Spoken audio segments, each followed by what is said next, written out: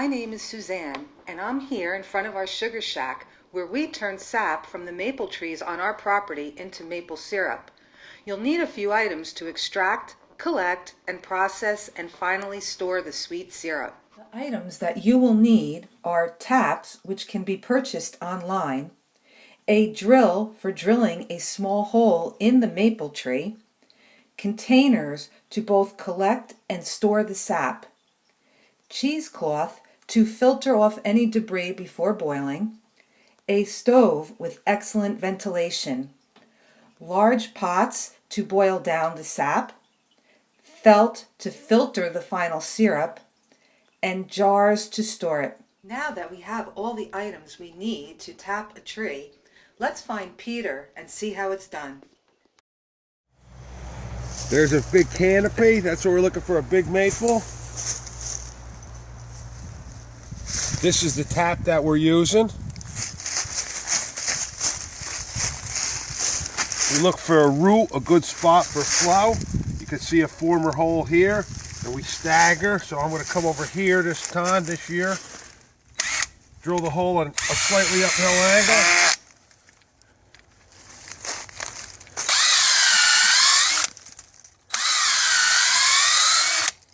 Make sure all the dust is out. And you tap put the tap through a hammer. We take a bottle like this. You can use metal jugs. And there we are. One down, 75 to go. Sap stat. Sap flows for 6 to 8 week period in early spring when temperatures rise above freezing during the day and then return to below freezing at night. This drastic shift in temperature causes sap to travel up and down the tree and is the reason it can be collected to make syrup. That is your sap stat. Now that you've learned a little bit about how sap flows up and down a tree, let's check back with Peter and see how the sap collection process is going. Pour it in.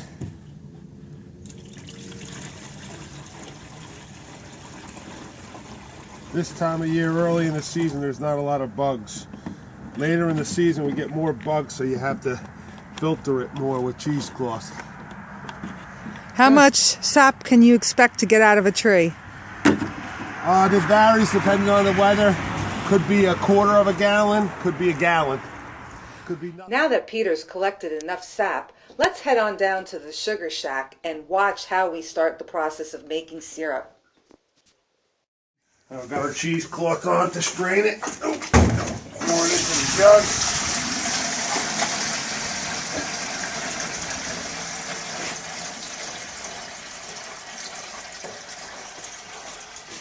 Crystal clear.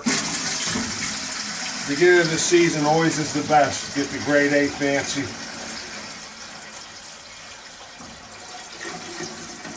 And the sap is first running.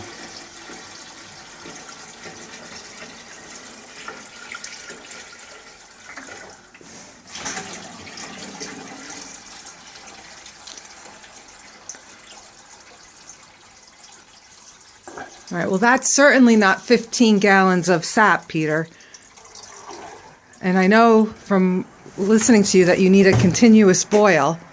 So First thing we're going to do is light it, because we got to get it boiling. And then we're going to boil it down, and then I'm going to use my drip pot.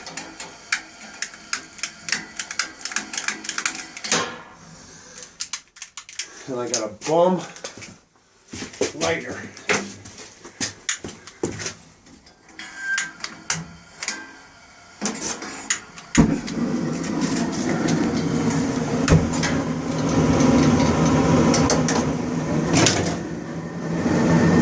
Use this pot with the little tiny holes to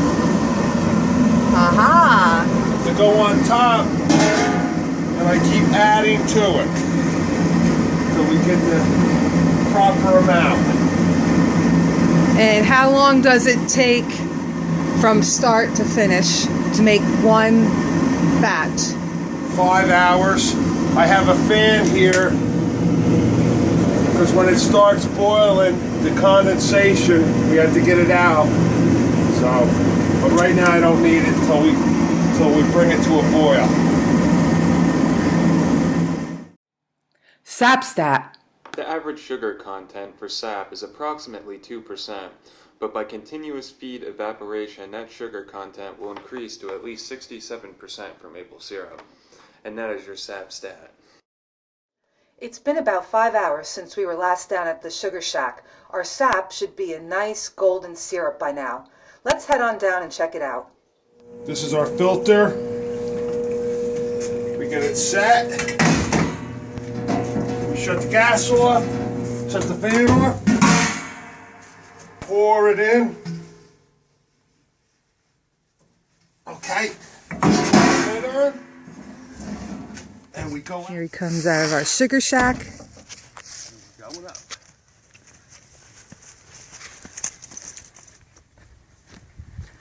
To the kitchen.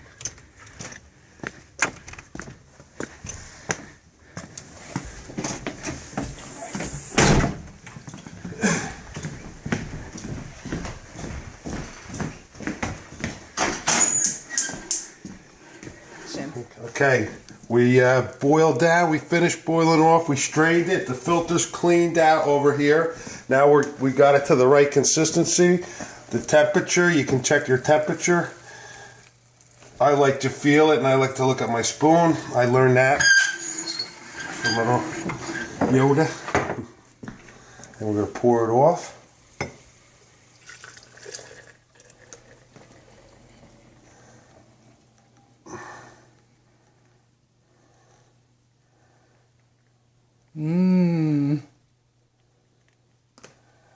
Okay, we have a little bit left. That's a quart. All right. The jar's sterile. Yep. And that's how we make maple syrup.